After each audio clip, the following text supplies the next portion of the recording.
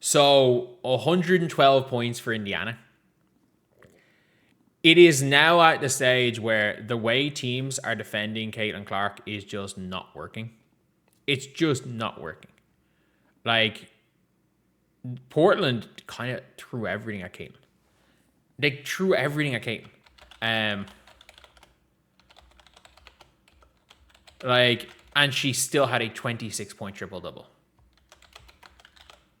Like, and this was a game where Caitlin kind of wanted revenge. The last time, she had 6 points. She had 6 points the last time these two teams played. You would just assume that, if you're Portland, you figured out Caitlin. And, like, people were talking about how Sarama had figured out Caitlin Clark. They scored 112 points. If I'm not mistaken, I think they're averaging like 112 points over this 110 points over this 5-game winning streak. Like, the Indiana Fever are on a 5-game win streak as a team. And you have to take into account that, like, if you are guarding the Fever, if you're guarding Caitlin Clark, what you're doing affects the whole team. So you have dropped 110 points today as a team. They had 110 points today, or 112 points today, 105 against Seattle, 123 against Connecticut, 108 against New York, and 110 against Seattle.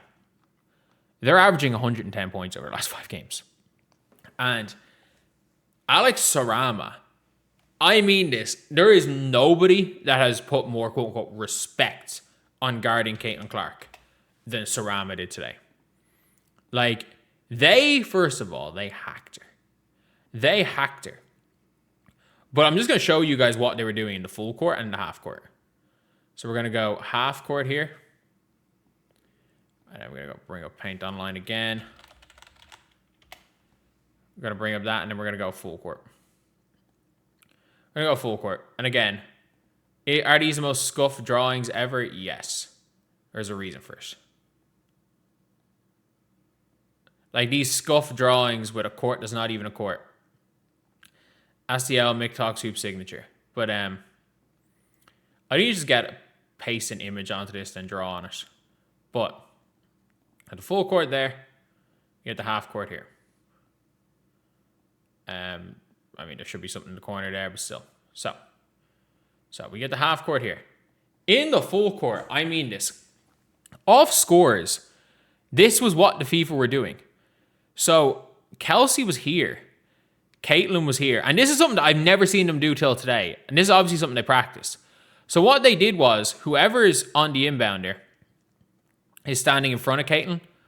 They're standing here as well. So they are at full court on Caitlin Clark. They're not letting this inbound. And one thing that I really like Caitlin was doing is they also kind of denied the run into Aaliyah Boston. Is that whenever Caitlin got stuck, especially up a score, Caitlin darted to here and got the ball thrown to her out of bounds. And then the other guard just came across here and just took the ball. Like, that is something that I have not seen the Fever run. And they obviously went into their game plan with that. But they kind of did that the whole game. Like, for 40 minutes, there was nonstop. There wasn't as much full court trapping as I expected from Portland. I expected to see a bit more full court trapping. But, like, you're kind of worried with Caitlin Clark in a full court trap because, like, what they don't do in their traps normally. Like, a lot of the time with a trap, you're trying to get them over here or over here, just so that you can use this as an extra defender, and it doesn't let you go backwards. So normally is like how you can beat a trap, because Portland's a lot of times send their traps like here. They just send a trap to the ball no matter what. Is you kind of look backwards. And Portland at times they've got Poch, who's athletic, Engstler that kind of covers that. Problem with Caitlin is if Caitlin's here, and I say it's Booner at the back, and KK's here, and Sophie's here, Caitlin has the ability to dot Sophie or throw it along to KK. So if KK drops to here, Booner can't guard both here and here. So they didn't go with a full court trap, which I kind of expected. But in the half court was where we really saw it. So every single time Caitlin came off a screen, it was not a switch. It was not a hedge. It was literally, whoever Caitlin's player is, we are pushing Caitlin above the screen. And this player is coming out to here to meet Caitlin, and then we're getting around the screen. And Caitlin could be retreating towards the halfway line. It does not matter. We are holding the trap. At all times, they are holding the trap. And what that meant is that, first of all, you're leaving this area open. We saw a couple of assists to KK with this area open. You are basically giving up the hockey assist. So a lot of people are going to look at this game and be like, why did Aaliyah not shoot off Caitlin's passes? Or why were X or Y player not shooting off Caitlin's passes? The thing is, Aaliyah's covering this area here. When the ball gets to Aaliyah, they're running to Aaliyah, and then Aaliyah gets the hockey assist. The amount of wide open hockey assists that Caitlin Clark generated today, because it becomes a 4-on-3 situation. And the Indiana Fever, and this is the biggest problem in Caitlin's rookie year, is the teams, especially to start the year, were blitzing Caitlin off every ball screen. They were blitzing Caitlin off the screens. Aaliyah didn't really know where to go. And when you're blitzing Caitlin off screens, you're in a situation there where, okay, no one really knew how to play 5v4 or 4v3. And they couldn't take advantage. And the unfortunate thing is that when the game goes 4v3, you see the stat suppression of Caitlin Clark. No. You see a game where it's 4v3 where Aaliyah Boston is the facilitator. Like, you win those games. If you make it 4v3, it's a thing. But also, if at any stage Caitlin, let's say Aaliyah is here, and they've sent, Caitlin's coming here, and they've sent the double here and here. If at any stage Caitlin turned that corner, it was literally this player gets to here, Poch rides Caitlin's hip, and they fell. They fell. Like, there was very little attempt to get the ball. It was, we are fouling. And Caitlin did a really, really good job in this game of, so in these scenarios, say Poch is looking to cut off Caitlin. Caitlin's got space. Poch is looking to cut her off and foul her before the shot. Caitlin did a really good job of seeing when people were lunging in to make tactical fouls and getting a shot up. Well, she did a really good one on Holly Winterburn. So Caitlin comes off, Caitlin inbounds it somewhere, she gets it back, and Winterburn's late. So Holly's late, and you can see Holly, Caitlin's going to the basket. It looks like Caitlin's going to the basket. You can see Holly stepping across to just try get a blocking foul on Caitlin. So Caitlin goes and just, as she sees Holly coming in, one leg 3-point shot, not really a shot. Boom, I'm going to jump into her and I'm going to get the foul. Because it felt like, I don't know if it was a tactic thing or it was a player personnel thing, but every single time Caitlin Clark burned the defender, instead of trying to beat Caitlin to a spot, they were just like, we're getting to Caitlin and we're fouling her. So what we're not letting her do is, we're not letting her take over the game. We're going to make her beat us from the free throw line. We're going to make her beat us out of rhythm, because that's what they try to do to Caitlin. They're trying to get the ball out of her hands. They're trying to make the others beat them. They're trying to make it so that Caitlin on the other end is having to defend. And the biggest thing in the last game to stop Caitlin was on defense. And the Indiana Fever, early on, I felt like they were a bit quick on it. But like, so let's just say Caitlin's here, late, Carla's here with the ball, and Poch is setting a screen, and Lexi's there. So what they were doing was, in this scenario, is they were jumping this screen, and they were trying to force Carla down. And if Carla ever came up off the screen, Caitlin just held the blitz.